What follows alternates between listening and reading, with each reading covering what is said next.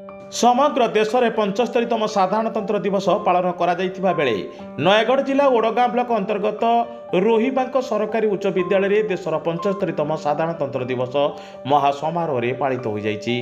विद्यालय परिसर में आयोजित कार्यक्रम में ओडगाँ ब्लॉक एबीओ श्रीजुत रवींद्र नायक, सीआरसीसी संतोष कुमार साहू, विद्यालय परिचालना कमिटीर सभापति महंत बेहेरा, स्थानीय पंचायतर न्याय सरपंच सीमाराणी पात्र, पूर्वतन सरपंच मुरलीधर प्रधान, समिति सभ्य दिलेश्वर पात्र, समाजसेवी कुलू सुबुदी प्रमुख अतिथि माने जोग देइथिबा बेले विद्यालयर समस्त शिक्षक शिक्षयित्री और छात्र अभिभावक माने उपस्थित थिले।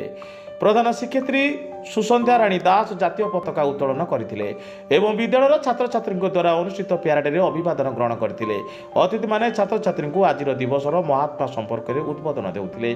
छात्र छात्री माने ड्रम बाजार ताले ताले मार्च करी प्रभात फेरी रे जातीय पताका धरी जातीय संगीत गान सहित विभिन्न देशात्मक बोधक स्लोगान मान देई ग्राम और सहर परिक्रमा करथिले। एही अवसर में छात्र छात्री को विद्यालय मिष्टान बंटन करा जायतिला। नयगढ़ जिला ओडगाँ ब्लॉक प्रशांत कुमार पात्र रिपोर्ट, साई सत्य न्यूज।